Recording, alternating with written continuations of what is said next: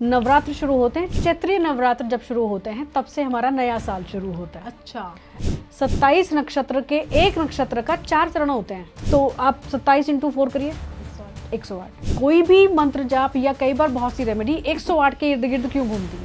जिनके नॉर्मल भी हैं तो कुछ रेमेडीज बताऊंगी, उनसे भी आपके शुक्र को बहुत पावर मिलने वाली है। सबसे जरूरी चीज समझने की है उच्च की राशि में होना, उसके बाद राहु का वहां पर आ जाना। राहु जो भी चीज देता करता है ना, वो मल्टीप्लाई कर देता है। बल्ले बल्ले होने वाली है, क्योंकि ये सूत्र शायद आपने कभी शायद ही सुना होगा कि जिस भी धातु पर शनि महाराज गोचर करेंगे राशि पर, उसी प्रकार का रिजल्ट उसको देंगे।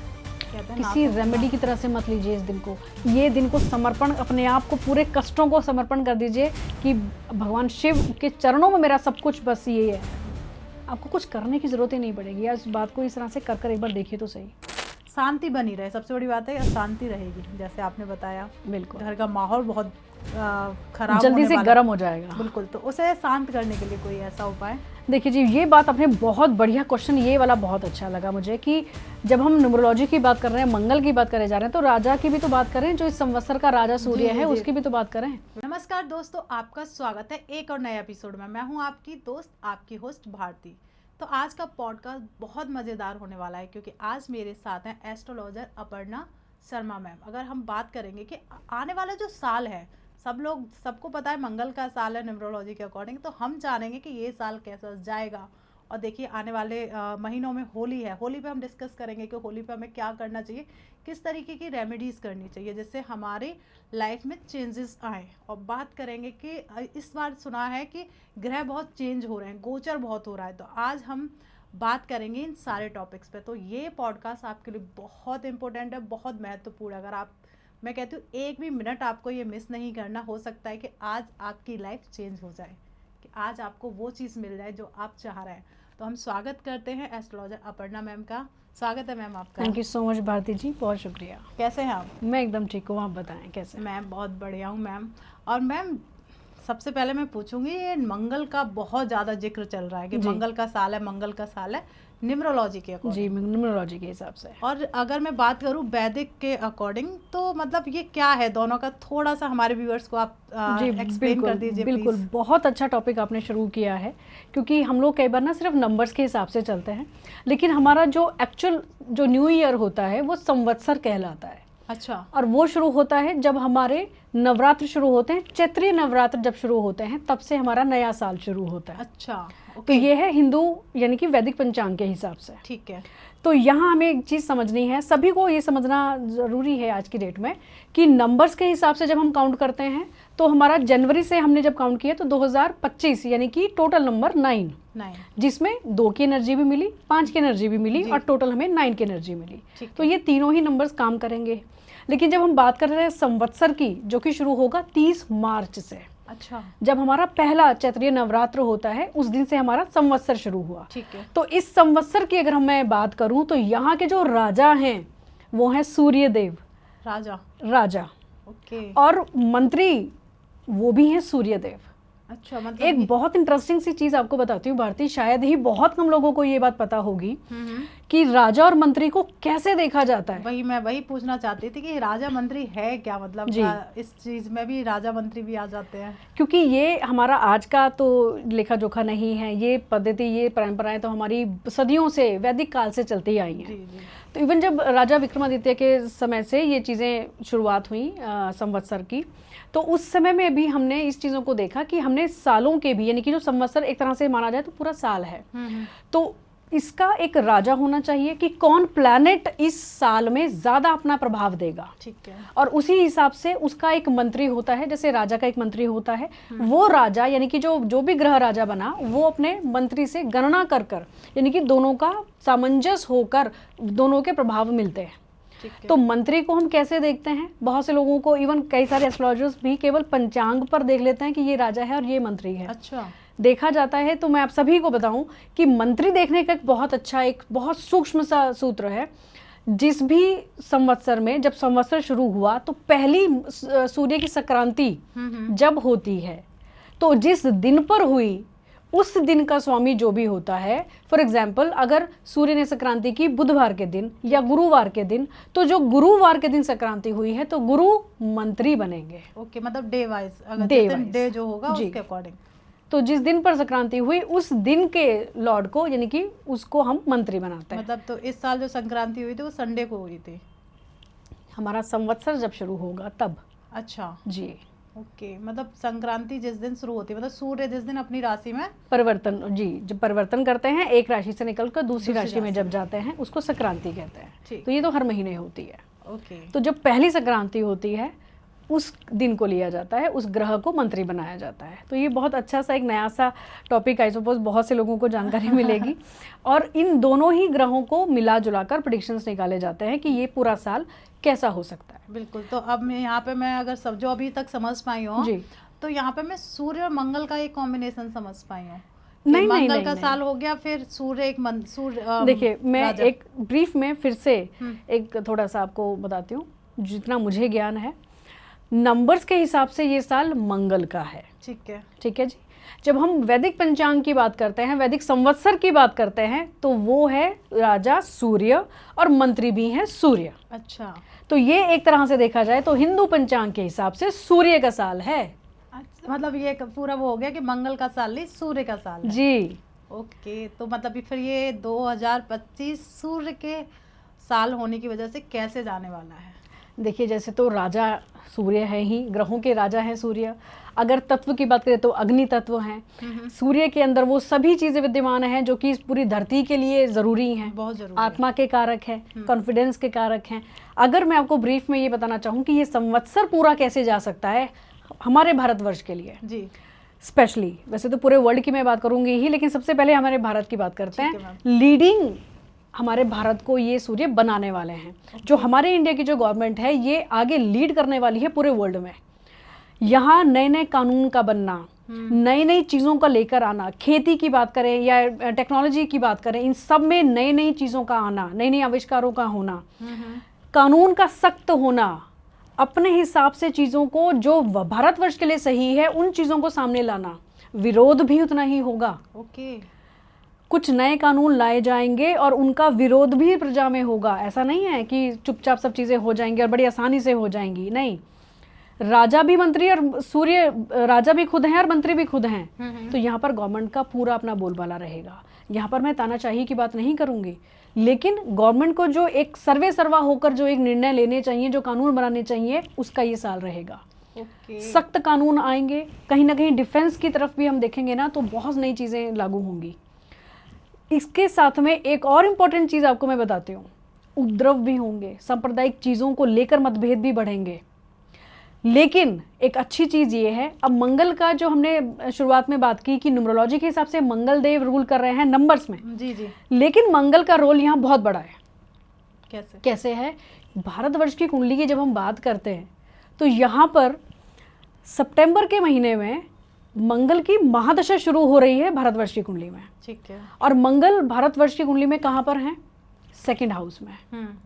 अगर हम वास्तु को भी इसमें ऐड कर दें तो ये वो डायरेक्शन बनती है जहाँ से ज़्यादातर हम लोगों पर हमले किए जाते हैं। ये मैंने अपने यूट्यूब चैनल पर भी एक वीडियो डाला था, और ये एक वीडियो सभी व्यूअर्स अगर देखना चाहें तो जब मई जून में जो इलेक्शंस हुए थे उनकी प्रेडिक्शंस बहुत सी जगह से आई थी। जी। तो हमारा, क्योंकि बहुत ज़्यादा लोगों ने नहीं सुना, लेकिन सिर्फ 25-30 केस तक ही जा पाए हम लोग, लेकिन एक गणना जो हमने अपनी प्रेडिक्शंस में जो दी थी कि कितनी सीटें बीजेपी ले सकती है, तो वो थी अराउंड 270-277, 377 अराउंड। ठीक है, मतलब 400 पार का नारा था पर 200 जी, 400 पार का नारा हमने नहीं दिया था कि 400 पार नहीं हो पाएंगे। अब रीज़न उसमें जो भी था, क्योंकि जो गणना निकली वो यही थी। अच्छा।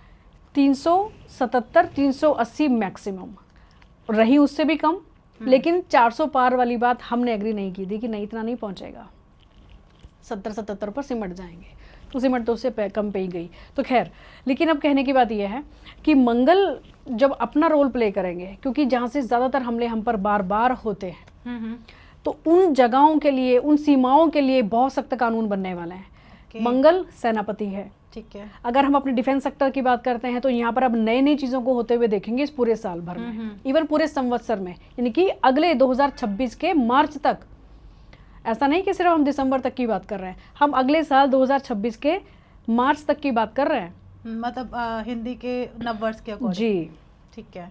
तो मैम अब बात चल रही है भारत वर्ष को लेके, मतलब पूरे एक भारत की आपने प्रेडिक्शन की है, तो मैम मैं जानना चाहूँगी भारत की कुंडली आपने कैसे देखी?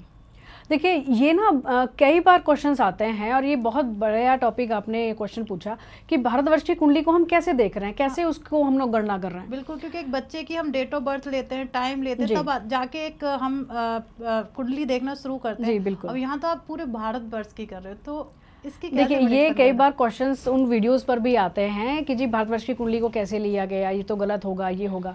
तो मैं सभी व्यूअर्स को आपके माध्यम से ये चीज़ आज क्लियर करना चाहूँगी कि जब भी हम भारतवर्ष की बात करते हैं तो भारतवर्ष या पूरी पृथ्वी कब बनी है किसी को भी नहीं पता, कोई इस चीज़ का आइडिया लगा ही नहीं सकता कि हम भारतवर्ष को कब से पैदा हुआ जाने या कब से बना हुआ जाने, जी। पॉसिबल ही नहीं है।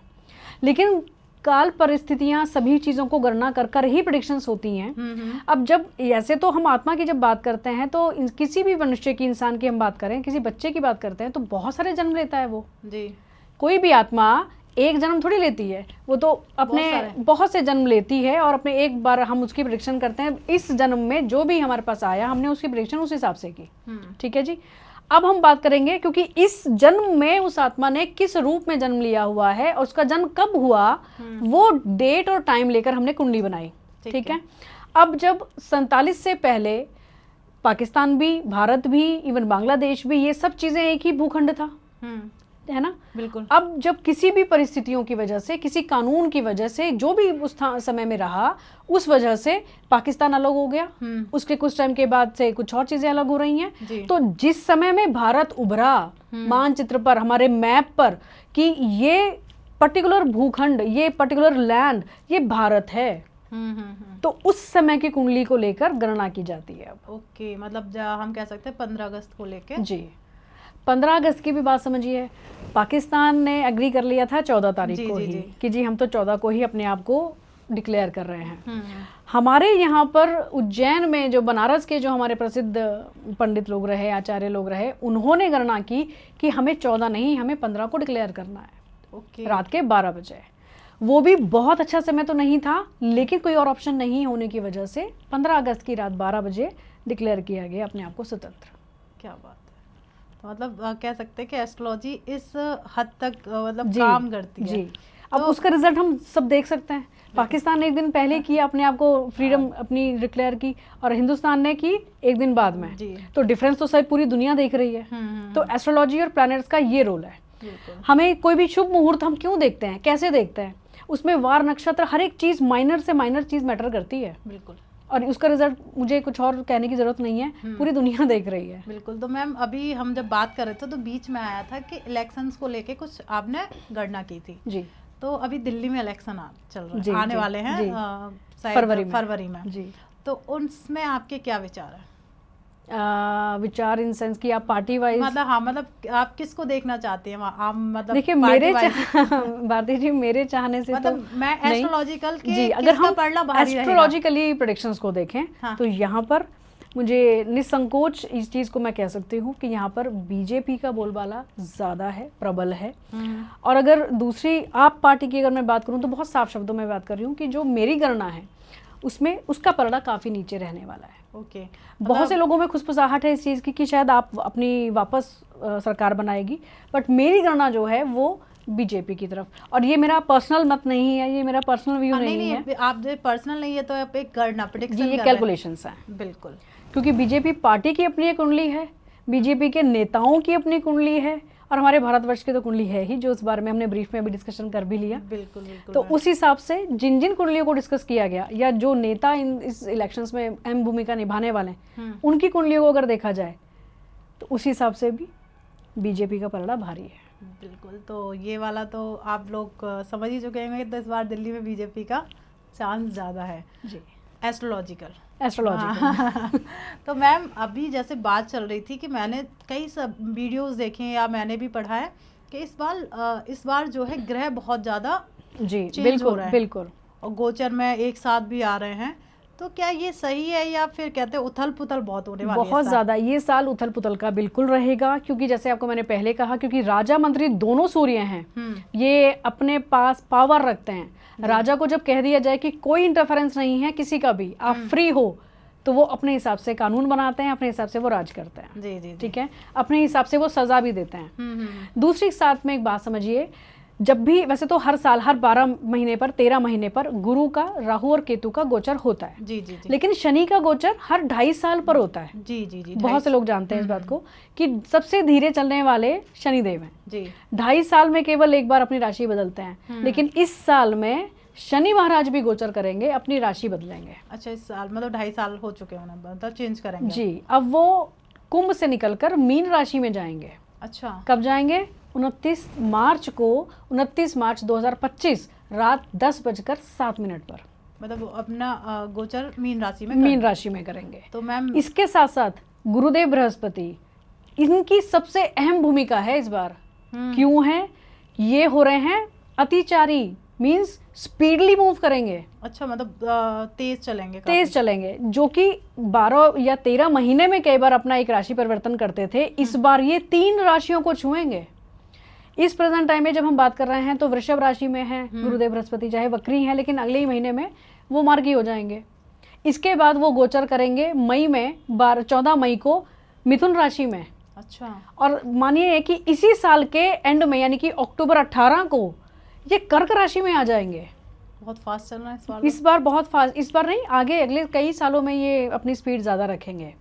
तो गुरु का ज़्यादा स्पीड पर होना बहुत ज़्यादा अच्छा नहीं कहलाता है, इनको अतिचारी कहा जाता है। इसको अगर मैं ब्रीफ में ऐसा समझाना चाहूँ तो कहीं ना कहीं सूर्य की जो पावर है ना, ये अपनी तरफ अट्रैक्ट करना शुरू कर देता है, क्योंकि इनकी स्पीड बहुत ज़्यादा हो जाती है। ये मार्गी और वक्री होते रहेंगे। उन अवस्थाओं में इनका जो प्रेडिक्शन है, जो उनका फल है, वो भी सभी को प्रभावित करेगा, सभी राशियों पर उनका इम्पैक्ट देखने को मिलेगा। लेकिन जब जब ये मार्गी रहेंगे तो अपने फुल पावर में रहेंगे। इसका एक सबसे अच्छा जो पॉजिटिव इफेक्ट है ना, वो ये है कि कोई भी गवर्नमेंट की हम बात करें या किसी भी बड़े नेता की बात करें तो वो तानाशाह नहीं हो पाएगा। स्पीड का होना, गुरुदेव की स्पीड का ज़्यादा तेज होना कुछ चीज़ों के लिए उथल पुथल का काम तो करेगा, लेकिन कहीं पर भी तानाशाही नहीं होने देगा। ओके, तो कहीं ना कहीं कोई कंट्रोल, कोई मंत्रणा, कोई गणना, कहीं ना कहीं कोई ऐसी चीज़ें साथ में आ जाना कि जो चाहे भी तो कोई राजनेता की अगर हम बात करें या सरकार की बात करें तो वो चाह कर भी तानाशाही नहीं कर पाएंगे। ओके, तो मैम अभी बात चल रही थी शनि के गोचर को लेकर। जी, तो शनि के गोचर की बात आती है तो सबके दिमाग में, जो हमारे व्यूअर्स हमें देख रहे हैं इस टाइम, जी। उनके भी दिमाग में आ गए साढ़े साती और ढैया। जी बिल्कुल। तो मतलब ये होता क्या है और कैसे पता चलता है कि साढ़े साती शुरू हो गई और ढैया शुरू हो गई? देखिए जी, 7.5 को लेकर ना बहुत से लोगों में डर होता है। बिल्कुल अरे होता है। मेरी फलां राशि है और उसकी 7.5 शुरू हो गई। तो पहली बात मैं सभी व्यूअर्स को बताऊं कि सबके लिए 7.5 खराब नहीं होती है और सबके लिए अच्छी नहीं होती। अच्छा, मतलब दोनों ही हैं। दोनों ही चीज़ें हैं।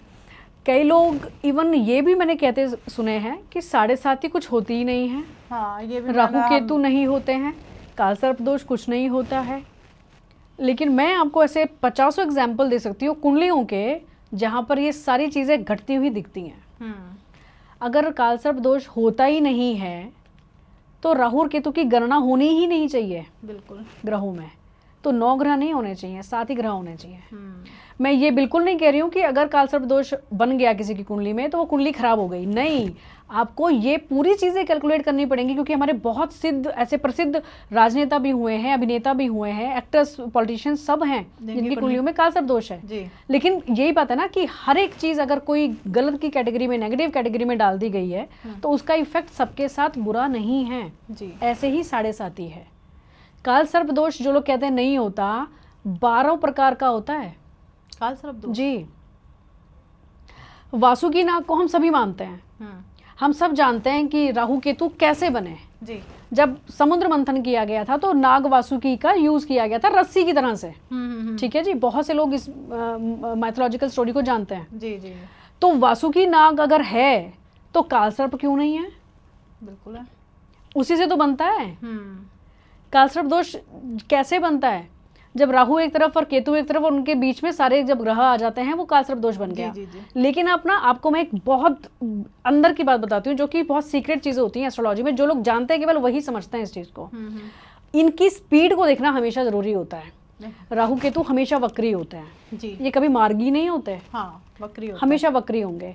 अब इनका मूवमेंट किस तरफ है, क्या सारे प्लैनेट्स इनके बीच में आएंगे या केवल हमें नजर आ रहा है, किस नक्षत्र और किस राशि में ये बैठे हैं, ये चीज़ों को देखना बहुत ज़रूरी है। तब आप कह सकोगे कि ये इनके लिए अच्छा रहेगा या मीडियम रहेगा या खराब करेगा। तो मैम 7.5 को अभी मैं कालसर्प दोष पे ही मैं चाहूँगी कि कोई ऐसी रेमेडी कि जिसकी कुंडली में उसे यही नहीं पता कि उसका फल अच्छा होगा या बुरा होगा। जी। और मैं चाहती हूँ कि आप हमारे व्यूअर्स की हेल्प करें कि उन्हें कुछ ऐसी उपाय या कुछ ऐसी रेमेडी दें जिससे वो अपने इस चीज़ को समझ पाए और करके उसमें कुछ ना कुछ बेनिफिट लें। देखिए जी, बात करते हैं पहले ना राहु की, क्योंकि राहु से ही अगर हम पितृदोष की बात करें या कालसर्प की बात करें तो ये सारे जो दोष बनते हैं वो राहु से बनते हैं जी। इवन राहु एक ऐसा प्लैनेट है, अगर ये बुध के साथ बैठा हो ना और बुध कमज़ोर हो, पॉइंट टू बी नोटेड, बुध अगर कमज़ोर है तो यहाँ पर ये छोटे बच्चों में आजकल बहुत सी प्रॉब्लम्स मानसिक तौर पर चलने लगी हैं, ऑटिज्म वगैरह की प्रॉब्लम्स ये यहाँ से आती है। तो राहु एक ही चीज़ को नहीं, बहुत सारी नेगेटिव चीज़ों को देने वाला भी है। जी। इसके साथ में राहु इतना बुरा भी नहीं है, बहुत सी अच्छी चीज़ें भी देता है। जिन लोगों ने पॉलिटिक्स में राइज किया है ना, बिजनेस में अच्छा राइज किया है ना, जो बिलियनियर्स है ना, वो सब राहु से हैं रिलेटेड। तो दोनों ही इम्पैक्ट है। तो अगर आपकी लाइफ में ये लगता है आपको कि घर में कोई नशे की लत में है, घर में कलेश बहुत ज़्यादा होते हैं, सबसे बढ़िया सिम्टम आपको मैं बताती हूँ, अगर आपके घर के इलेक्ट्रॉनिक्स बहुत जल्दी बार बार खराब होते हों तो आप समझ जाइए कि आपका राहु खराब है। ठीक है। या आपको वो बैड इफेक्ट दे रहा है या उसकी महादशा शुरू हुई है आपके घर में किसी पर भी। जी।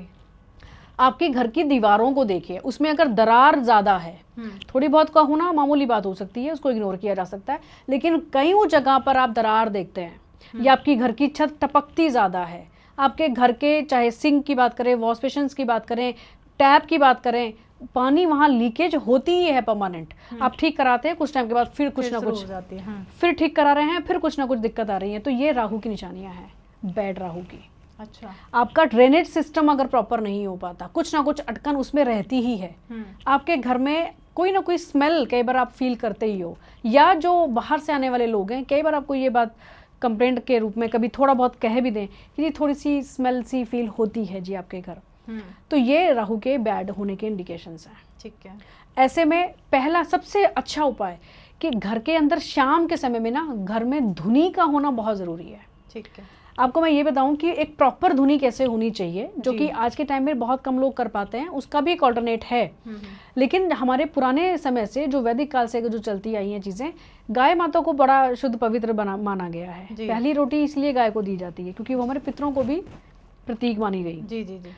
तो पहली रोटी गाय को देना हर घर में होना ही चाहिए नियम। इसके साथ में घर के अंदर जो धुनी की हम बात कर रहे हैं, शाम के समय गाय के बना गोबर का उपला लें। ठीक है। छोटा सा पीस ले लें, उसको थोड़ा गैस पर सेक लें या किसी भी तरह से आप उसके ऊपर देसी घी डालें, थोड़ा सा भीम सनी कपूर रखें, लोबान अगर चाहें तो लें, अदरवाइज गूगल तो मस्ट है। ठीक है। 2 लौंग उसके ऊपर रख दें, 1 हरी इलायची और 1 तेज पत्ता जरूर रखें। इन सब चीज़ों को डालें और थोड़ी सी हवन सामग्री जो हर घर में होनी चाहिए। ये जोत आप नवरात्र में तो जलाएं, लेकिन रोज शाम को अगर आप जलाते हैं तो कहना ही क्या। कोई प्रॉब्लम अगर रह जाए राहु की तो बताइए। इस धुनी को आप भीम सनी कपूर से ही जलाएंगे, देसी घी डालकर। ठीक है।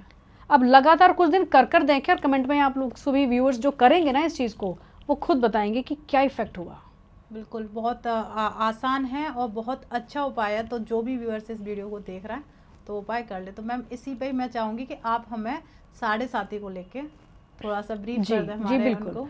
7.5 की बात करते हैं जी, क्योंकि इस समय इस साल में शनि का गोचर भी हो रहा है। जी वही। हाँ, जैसे हमने अभी बात की थी कि बहुत सारे प्लैनेट्स गोचर करेंगे। क्योंकि शनि को लेके ना कहीं एक डर होता है लोगों के दिमाग में। और सिर्फ 7.5 का नाम सुनते ही अरे मेरी तो 7.5 चल रही है जी, तो वो कहीं ना कहीं डर जाए, अरे पता नहीं मेरा कैसा होना। पहले से उसके दिमाग में नेगेटिविटी बन जाती है। वो नेगेटिविटी जो बन जाती है ना, उसी से आधा काम तो वहीं खराब हो जाता है। तो सभी दर्शकों को मैं ये एक मैसेज आज इस मंच से जरूर दूंगी कि पहले से पहले कुछ भी नेगेटिव ना सोचें।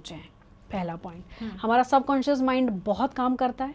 पूरे दिन पॉजिटिव कह होनी सकते चाहिए हैं। वहाँ पर चीज़ें। आप जो भी सबकॉन्शियस में अपने जो मैसेजेस भेजेंगे, अफर्मेशंस क्या हैं, मेडिटेशन क्या है, ये सब खेल है हमारे सबकॉन्शियस माइंड का। जी। ठीक है जी। तो यहाँ पर पॉजिटिव चीज़ें ही दीजिए, और अगर ना लगे तो कम से कम इस वीडियो को दोबारा से सुन लीजिएगा, जो चीज़ों को आप और अच्छे से रिलेट कर पाएंगे। अब इस साल में जब शनि का गोचर हो रहा है तो वो अपनी मूल त्रिकोण राशि यानी कि कुंभ से निकलकर मीन में जा रहे हैं। ठीक है। तो कहा जाता है वैसे तो कि मीन में बहुत ज़्यादा अच्छा नहीं है शनि का गोचर, लेकिन शुरुआती कुछ ऐसे टाइम रहेगा। अब आपको भारती इस बात पर मैं एक बात बताऊं, जैसे ही शनि का गोचर हो रहा है ना मीन राशि में, वहाँ पर ऑलरेडी कुछ प्लैनेट्स पहले से ही हैं। अच्छा, मतलब पहले से ही बैठे हुए हैं। जी।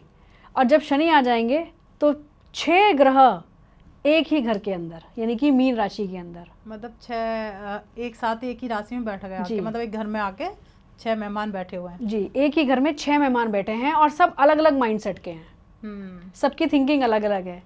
तो ऐसे में शांति तो नहीं रह सकती। बिल्कुल। अगर कोई टॉपिक दे दिया जाए तो आर्ग्यूमेंट हर तरफ से अलग अलग तरीके के आएंगे। जी। तो यही स्थिति कुछ समय में हमारे भारतवर्ष में भी रह सकती है, पूरे वर्ल्ड में रह सकती है। क्योंकि प्लैनेट सिर्फ एक ही जगह को नहीं, पूरे वर्ल्ड को वो लोग तो अपना प्रभाव देते हैं, जी जी जी। रूल करते हैं। अब यहाँ पर केवल चंद्रमा एक ऐसा फास्ट मूविंग प्लैनेट है जो कि अगले दिन यानी कि 30 मार्च शाम को 4:35 पर मीन से निकलकर मेष में आ जाएगा, मेष में आ जाए, मतलब वो वहाँ से निकल लेंगे, मूव हो जाएंगे। तो यहाँ बच गया 5। लेकिन अब ये जो समय है ना, बहुत सारे लोगों के लिए, खासतौर से मीन राशि वालों को मैं खास हिदायत ज़रूर दूंगी। डरने घबराने की ज़रूरत नहीं है, कुछ प्रिकॉशन ज़रूर रखने हैं कि मीन राशि में क्योंकि ये 6 ग्रह होंगे, उसमें सूर्य और चंद्रमा भी हैं, तो दोनों पीड़ित होंगे इस समय में। बुध क्योंकि अस्त भी है और साथ में राहु और शनि के साथ में भी है। तो यहाँ पर हमारी बुद्धि, हमारा आत्मविश्वास, हमारा मन, हमारे थॉट्स, हमारा डिसीजन मेकिंग पावर, सब चीज़ें इम्पैक्ट रहेंगी। ओके। अब जब चंद्रमा निकल जाएंगे तो कुछ चीज़ें सुधर भी जाएंगी, हमारे डिसीजंस बेटर हो सकते हैं, हमारा मन की पावर बेटर हो सकती है, कुछ चीज़ें जो गड़बड़ हुई होंगी वो थोड़ी सी सुधरने पर आ जाएंगी। तो ये जो एक दिन का समय है ना, इसको सभी लोग थोड़ा ध्यान से निकालें, बहुत लंबी ट्रैवलिंग ना करें, मेजर डिसीजंस इस समय में इस दिन पर ना लें। ठीक है। इसके बाद अब 5 ग्रह बचे, यहाँ थोड़ा उथल पुथल करने वाले हैं पूरे देश संसार में। मेजर डिसीजंस का होना, कुछ गलत डिसीजंस का होना, वॉर की जैसी सिचुएशंस का बन जाना, किसी भी कंट्री से ऐसी कुछ चीज़ों का आ जाना जिस वजह से दूसरे किसी देश का भी टेम्परामेंट हिले कि अरे भाई ये क्या कर दिया, वॉर की तरफ बढ़ने वाले काम है ना। तो ये जो पंचग्रही युति बनेगी, ये थोड़ा अपना इम्पैक्ट नेगेटिव साइड पर भी देगी, क्योंकि यहाँ पर शनि और राहु की जो युति बनी ये बहुत अच्छी नहीं है। अच्छा, शनि और राहु। जी, इसको हम लोग अपनी एस्ट्रोलॉजी की भाषा में कहते हैं श्रापित या पिशाच योग। ओके, मतलब शनि राहु पिशाच योग। जी। तो यहाँ पर जिस भी व्यक्ति की कुंडली में, किसी भी कुंडली में अगर ये युति ऑलरेडी बनी हुई है, बहुत से लोगों की कुंडली में मिल जाती है शनि और राहु की मिल युति, जाती है। तो यहाँ पर हेल्थ से रिलेटेड चीज़ों का ध्यान रखना, लंबी इन्वेस्टमेंट या ज़्यादा मेजर इन्वेस्टमेंट ना होना। जहाँ पर भी अगर आप लंबी ट्रैवलिंग करना चाह रहे हैं तो वो भी थोड़ा सा प्लान कर सोच समझ कर, साथ में कोई और व्यक्ति भी आपके साथ में हो, या शॉर्ट जर्नी ही रखें। कुछ इन चीज़ों का ध्यान रखना ज़रूरी होगा, खासतौर से हेल्थ। बिल्कुल। हेल्थ सेक्टर में थोड़ा इस चीज़ों को इम्प्रूवमेंट, इवन जब हम भारत की बात कर रहे थे तो हेल्थ सेक्टर में भी इस बार आप बहुत सी इम्प्रूवमेंट देखेंगे।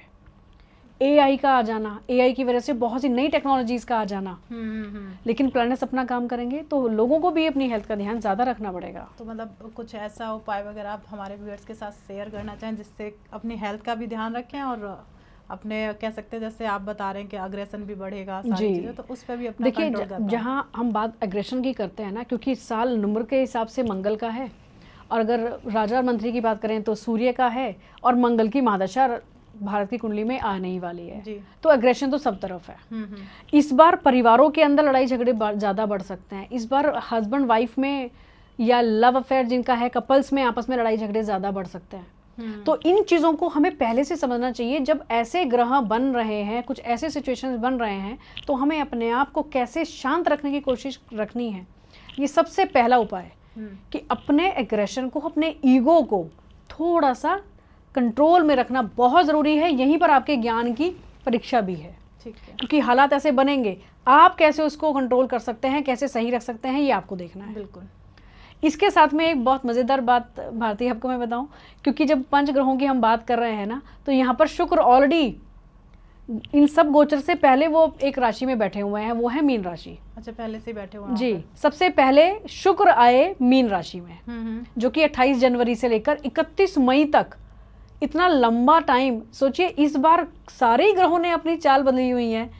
जो शुक्र हर महीने गोचर करते हैं, हर महीने अपनी राशि बदलते हैं, वो इस बार इतना लंबा समय रहने वाले हैं। लेकिन अच्छी बात यह है कि अपनी उच्च की राशि में है। मीन राशि मीन राशि में वो उच्च के हो जाते हैं। तो शुक्र का उच्च का होना इतने लंबे समय तक वैसे तो फाइनेंस के लिए बहुत अच्छी बात है। जिन लोगों की कुंडलियों में शुक्र अच्छे होंगे ना, उनको तो बस इस बार बहुत कुछ चीज़ें मिलने वाली हैं, वो नोट कर रखें।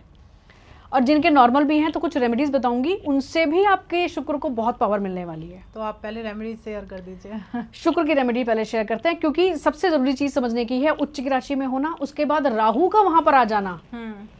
ये अपने आप में अबेंडेंस का काम करेगा। राहु जो भी चीज देता करता है ना, वो मल्टीप्लाई कर देता है। बिल्कुल। तो वो मतलब बुध कह के सकते साथ हैं बैठे पैसे तो की भी बारिश हो सकती है इस वाली रेमेडी से। पैसों की बारिश हो सकती है जी, बिल्कुल हो सकती है, क्योंकि उसके रीजंस आपको मैंने बता दिए। शुक्र लंबे समय तक उच्च राशि में रहेंगे, राहु की युति में रहेंगे। अगर बिजनेसमैन हैं तो बल्ले बल्ले हो सकती है। सबसे बढ़िया कमल गट्टा। कमल गट्टा माँ लक्ष्मी का प्रिय वस्तुओं में से एक है जी। कमल गट्टे को आप, जो चंदन घिसने वाला होता है ना पत्थर, उसको आप अपने घर में रखें छोटा सा लेकर। ठीक है। उसको हर शुक्रवार को आपको ये काम करना है, और अगर रोजाना कर लें तो फिर कहना ही क्या। राहु को कंट्रोल में रखना है, शुक्र को बढ़ाना है। ठीक है। कमल गट्टे को, क्योंकि ब्राउन कलर है ना, ये राहु को भी दिखाएगा जी। इसको हमने घिस दिया। किसके साथ घिसना है? गुलाब जल के साथ। ठीक है। गुलाब जल प्लस कमल गट्टा इज इक्वल टू लक्ष्मी।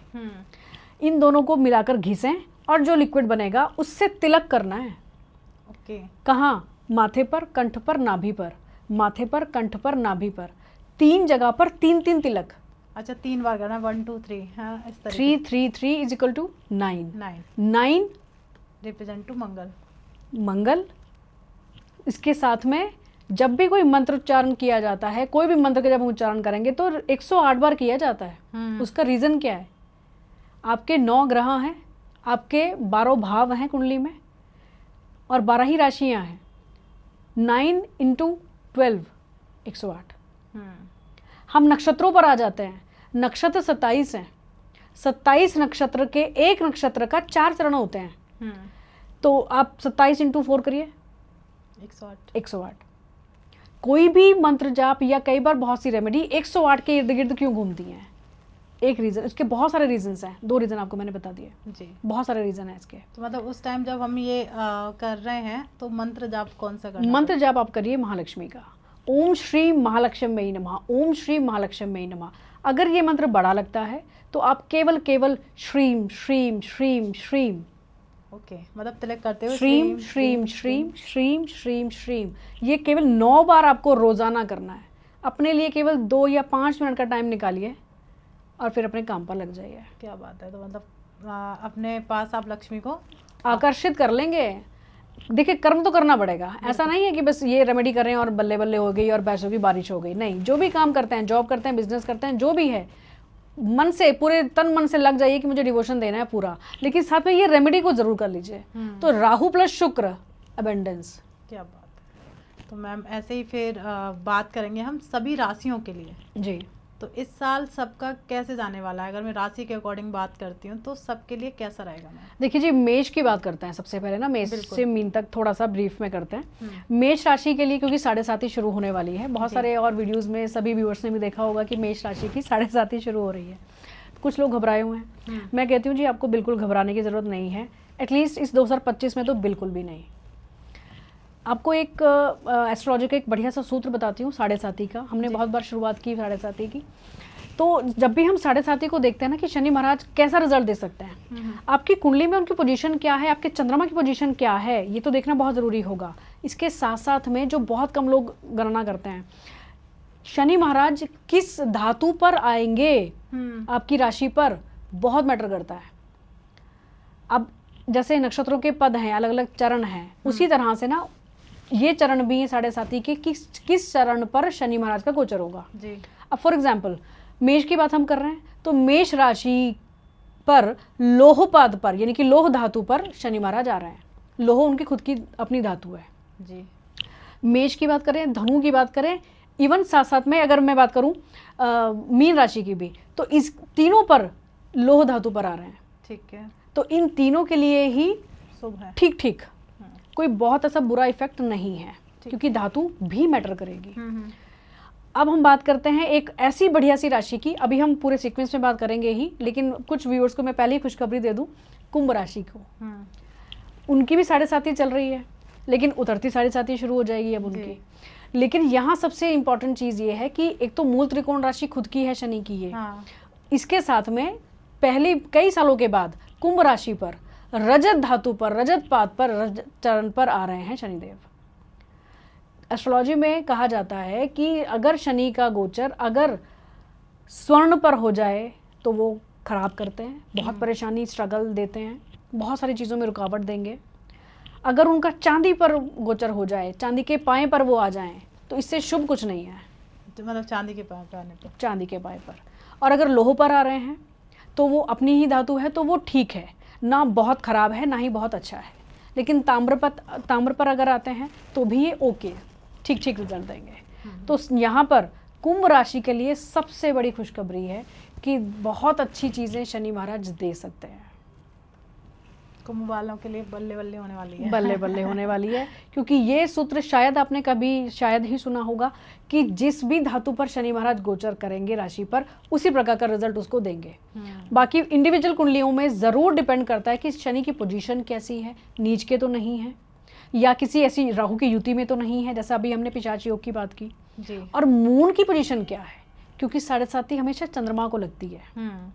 तो चंद्रमा की पोजीशन को देखना उतना ही ज़रूरी है। इवन मैं आपको एक एग्जांपल ही समझाता हूँ इस तरह से भी, कि जैसे अभी कर्क राशि की ढैया चल रही है जी, जो सब खत्म होने को ही है, लेकिन बहुत से ऐसे मेरे क्लाइंट्स हैं जिनकी कर्क राशि है। इवन मेरे परिवार में भी मेरे हैं मेरी सिबलिंग्स में से जिनकी कर्क राशि है जी। कोई परेशानी नहीं है ज़्यादा, क्योंकि कर्म भी ठीक थे और चंद्रमा खुद मजबूत है, इसलिए उन्हें परेशानी नहीं हुई। केवल उन लोगों को ज़्यादा परेशानी होगी जिनके कर्म खराब होंगे। ये तो वही वाली बात हुई कि अगर मैं कितना मर्जी पाप कर लूं लेकिन जाकर गंगा में गोता मारूं तो सारे पाप धुल जाएंगे, ऐसा नहीं हो सकता ना। बिल्कुल, अभी चर्चा भी तो चल रही है, कुंभ है जी। जिसने पाप किए जाके कुंभ नहा लो। नहीं, ऐसा अगर होने लगे तो फिर तो पूरी दुनिया को ही गंगा स्नान भी करना चाहिए। इस बार कुंभ में भी सब इसी चक्कर में रहे हैं। हाँ, वही देखिए, महाकुंभ अपनी जगह एक बहुत पवित्र पर्व है, बिल्कुल। लेकिन सिर्फ इस इंटेंशन से आना कि भाई मैं पाप धो लूं, तो वो ऐसे नहीं धुलेंगे। पाप जो किया है वो तो भोग कर ही कटेगा, बिल्कुल। उसको कम ज़्यादा ज़रूर किया जा सकता है। रेमेडीज़ यही करती हैं, आप जो भी उपाय करते हैं, रेमेडीज़ करते हैं, वो आपके किसी भी प्रकार के कर्म को काटने का काम कर सकती हैं, बट कुछ हद तक, बिल्कुल पूरी तरह से मिटा कुछ नहीं सकता। तो मैम, जैसे आपने बताया कि शनि को ही लेकर आपने चर्चा की कि वो जिस पाए पे आ रहे हैं, तो उसके अकॉर्डिंग मैं कहूँगी कि हर कोई व्यूअर्स इस चीज़ को नहीं समझ पाता है। तो सिंपल उसके दिमाग में रहता है, या तो मेरी ढैया शुरू हो गई या मेरी 7.5 शुरू हो गई। जी, तो इसीलिए ना राशियों के हिसाब से ही बात कर देते हैं, जिनको सबको पता है कि मेरी राशि ये है, तो उन राशियों पर कैसा रहने वाला है, क्योंकि सब व्यूअर्स नहीं समझ पाएंगे कि किस धातु पर मतलब थोड़ा सा, इसलिए मैंने आपको ब्रीफ में ये बता दिया कि इस बार किस किस की ढैया या 7.5 शुरू होगी। कर्क की और वृश्चिक की ढैया खत्म हो रही है, सिंह की और धनु राशि की ढैया शुरू हो रही है, और इन दोनों पर ही लोह धातु पर शनि आ रहे हैं।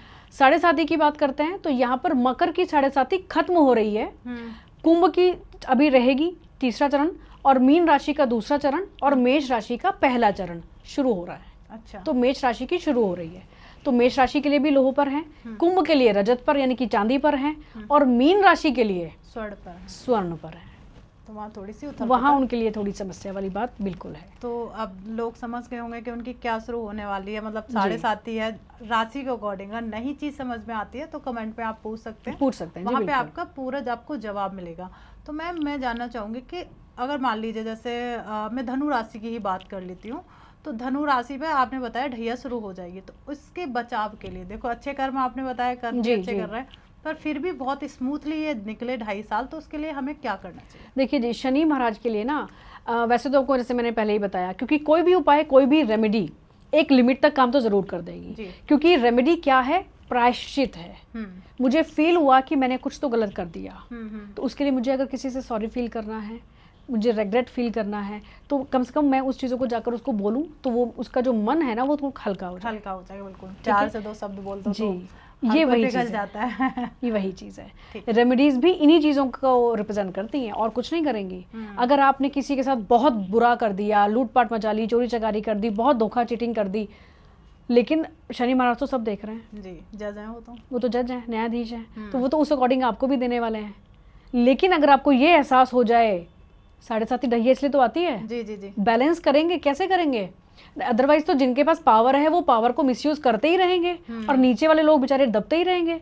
तो शनि महाराज का काम बेसिकली है चीज़ों को बैलेंस करने का, जी, कि भाई पावर है तो मिसयूज नहीं करोगे, अगर किया है तो ये देखो जी, ये रिजल्ट मिलेगा। जी, तो इसलिए शनि महाराज का गोचर बहुत इंपॉर्टेंट है पूरे नेचर को, हमारे चीज़ों को बैलेंस करने के लिए, राशियों को समझाने के लिए बीच बीच में जी। कि भैया दंड भी है, अगर गलत किया तो ये पनिशमेंट भी है। इसलिए आते हैं वो, हमेशा परेशानी नहीं देते, इसलिए कहते हैं कर्मों के अनुसार आपकी ढैया या 7.5 जाएगी। जी। तो धनु राशि की अगर हम बात करें या किसी भी उस राशि की बात करें जिनके लिए थोड़ी सी प्रॉब्लम हो सकती जी है, जी जी, तो ये जो रेमेडीज हैं ये रिप्रेजेंट करेंगी हमारे रेग्रेट को। जी, तो खैर सबसे बढ़िया चीज़ें हैं कि हनुमान जी की शरण हम सभी को पता है कि करनी चाहिए जी, हर शनिवार या मंगलवार। और अब शनिवार क्यों स्पेशल होता है मंगलवार हनुमान जी के लिए? जी, क्योंकि शनिवार को कोई भी पूजा जब हनुमान जी की जाती है तो उनको संकट मोचन का नाम दिया गया। हाँ, शनिवार को संकट शनिवार के लिए स्पेशली, क्योंकि अब राहु केतु शनि की जब हम बात करते हैं तो हनुमान जी हैं, तो क्या वो उनको रोक देते हैं कि नहीं ऐसा नहीं करना है? ऐसा नहीं है। हनुमान जी की पूजा या उनकी शरण में गया हुआ कोई भी व्यक्ति, वो केवल इसलिए काम उनके लिए होता है क्योंकि शनिदेव को रावण से हनुमान जी ने छुड़ाया था, जी, जब रावण ने सारे ग्रहों को बंदी बना रखा था। तो इसलिए उनका मान सम्मान है कि जी आपने मेरी रक्षा की थी तो आप जैसा कहें वैसा ठीक है। जी, पूरी तरह से बख्शेंगे तो नहीं, लेकिन वो कम हो जाएंगी चीज़ें कि अरे कोई बात नहीं, अच्छा चलो रिलैक्स करना है, ठीक है, इनके लिए कम। उन्हीं रेमेडीज़ में से एक और रेमेडी आपको मैं बताती हूँ कि वैसे तो अगर कुंडली में शनि कुछ भी हिसाब से आपके सही हैं, उनका अगर स्टोन पहना जा सकता है तो नीलम पहनना चाहिए, लेकिन उनकी पोजीशन कुंडली में ज़रूर देख लें कि क्या सुटेबल रहेगा या और गड़बड़ हो जाएगी। तो ये चीज़ों को देखकर नीलम पहने। इसके साथ में जो काली उड़द होती है, जितनी भी काली वस्तुएं हैं वो सब शनि को रिप्रेजेंट करती जी, हैं। जी, काली उड़द ले लें, अपने पाम पर रखें 11 दाने, 11 उड़द, साबुत उड़द के 11 दाने अपने पाम पर रखें। 2-3 ड्रॉप्स आप सरसों के तेल की रखें, दोनों हाथों से मिलाकर उनको आप रब करें, रगड़ दें कि सारी दालों के दानों पर वो तेल लग जाए। ठीक है। अब इसमें आप अपनी जो भी समस्या चल रही हो, आपको स्ट्रेस हो रहा है, जॉब की समस्या है, घर परिवार में कलेश है या हेल्थ इश्यूज हैं, जो भी समस्या है वहाँ पर बोलें, अपने ऊपर से उसको एंटी क्लॉकवाइज 7 बार वार दें और जाकर किसी भी चौराहे के पास में खड़े हो जाएं। चौराहे पर आप खड़े हुए, यानी कि आपका जो फेस है वो चौराहे के सामने में होना चाहिए, अपोजिट साइड पर, और पीछे करके उसको फेंक दें। पीछे मुड़कर देखना बिल्कुल नहीं है, सीधे अपने रास्ते पर चले जाएं वापस घर। तो घर आएँ और अपने हाथ पाँव को ज़रूर धो लें, क्योंकि चौराहों पर नेगेटिविटी ज़्यादा होती है। बिल्कुल। इसलिए चौराहों पर बहुत से उतारे भी किए जाते हैं। कुछ ये जो हमने जैसे भी हमने रेमेडी बताई वो भी चौराहों पर ही की जाती है और वहाँ नेगेटिव चीज़ें ज़्यादा हैं। तो इसलिए जब भी आप चौराहों से वापस आएँ तो अपने हाथ पैर ज़रूर धो लें घर में आने के बाद। बिल्कुल, तो ये चीज़ कर लीजिए। अगर जो भी प्रॉब्लम है शनि को लेके वो ये उपाय कर सकता है। तो मैम इसके साथ में भारती एक चीज़ और मैं ऐड करूँगी कि बहुत से लोग ना, जिनको पता भी है कि हमारे कुंडली में शनि कुछ चीज़ों के लिए सही है लेकिन उनकी डिग्री कम है या किसी और वजह से कम रिजल्ट दे रहे हैं, तो हम नीलम नहीं पहन सकते, एक्सपेंसिव भी होता है। इसके साथ में ना वो चीज़ एक बताती हूँ व्यूअर्स को जो सब बहुत नई होगी सबके लिए। आपने सुना होगा हिमाचल प्रदेश में ना एक पर्टिकुलर एक जड़ी बूटी भी हमारा वैसे ही काम करती हैं जैसे हमारे स्टोन्स काम करते हैं, या फिर कुछ और ऐसी चीज़ें जैसे हम क्रिस्टल्स पहनते हैं या हम रुद्राक्ष पहनते हैं, ऐसे ही औषधियाँ या जड़ी बूटियाँ काम करती हैं। ठीक है। अब यहाँ पर एक ऐसी जड़ी बूटी जिसको हम कहते हैं बिच्छू बूटी। बिच्छू मतलब जो स्कॉर्पियन जो है, ठीक है, बिच्छू बूटी। जी, बिच्छू बूटी, ये शनि के लिए काम करती हैं। ओके। ये ज़्यादातर आपको जो पहाड़ी इलाका है ना, ज़्यादातर तो हिमाचल वगैरह में ये ज़्यादातर मिलती है। इसको हमें क्या करना चाहिए, किसी भी शनिवार के दिन, फ्राइडे के शाम के टाइम पर जाकर किसी भी ऐसे पेड़ के पास जहाँ जो बिच्छू बूटी कही जाती है, उस पेड़ के पास जाकर आप उसको हाथ जोड़कर निवेदन करें कि जी मुझे आपकी आवश्यकता है, मुझे फ़लाँ फ़लाँ चीज़ के लिए आपकी मदद चाहिए और कल मैं आपको फ़लाँ टाइम पर लेने आऊँगा, आप मेरे साथ चलना। अगले दिन शनिवार के दिन जो भी आपने टाइम वहाँ बोला, उस टाइम पर वहाँ पहुँचें और थोड़ा सा जल, दूध, थोड़ा सा फूल पत्र इत्यादि वहाँ कर थोड़ी सी जड़ तोड़ लें।